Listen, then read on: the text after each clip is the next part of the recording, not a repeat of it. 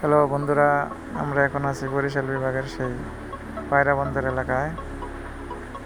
আমরা যাচ্ছি পটুয়াখালীর কুয়াকাটা সমুদ্র সৈকতে।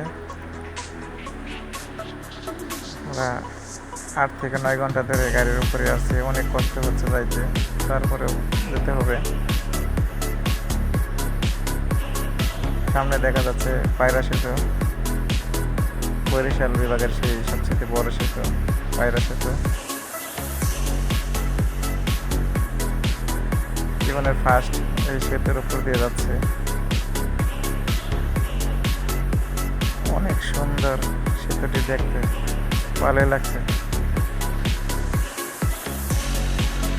অস্থির একটা ভিউ, এখানে দেখতে অনেক সুন্দর লাগছে আমার।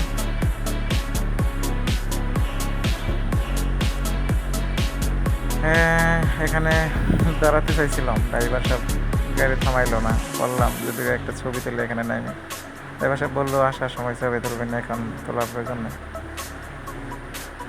আমার বন্ধু বান্ধবরাও বললো ছবি তোলার জন্য। ড্রাইভার সাহেব বললো এখন অনেক লেট হয়ে গেছে, এখন ছবি তোলার প্রয়োজন নেই, আসার সময় গাড়ি লেট করে ছবি তোলাইল। এখানে দেখেন ওই যে কিছু লোক সেতুর উপরে দাঁড়িয়ে ছবি তুলছে। আমারও মন চাইছিল ছবি তোলার জন্য, কিন্তু দুঃখের বিষয় ড্রাইভার সাহেব গাড়ি থামালো না। যাক, তারপরে অনেক ভালো লাগলো সেতুটি দেখে।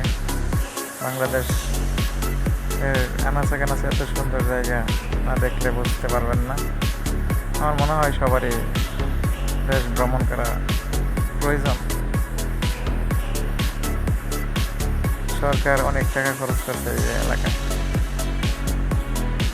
রাস্তাঘাট খুবই ভালো লাগছে আমার এখানে। দুঃখের বিষয় একটাই, এখানে অনেক টোল আদায় করা হয়। আমরা আসার সময় 8 থেকে 10 জায়গায় টোল দিয়ে আসছি, সামনে আবার এখানে দেখেন টোল আদায় করা হচ্ছে। আমাদেরকে আবার মনে হয় টোল দিতে হবে।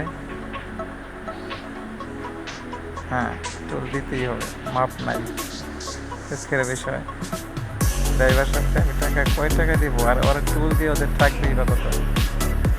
এই জন্যই তো এখানে আসতে এত টাকা লাগে, আসলে তত টাকা লাগার কথা না।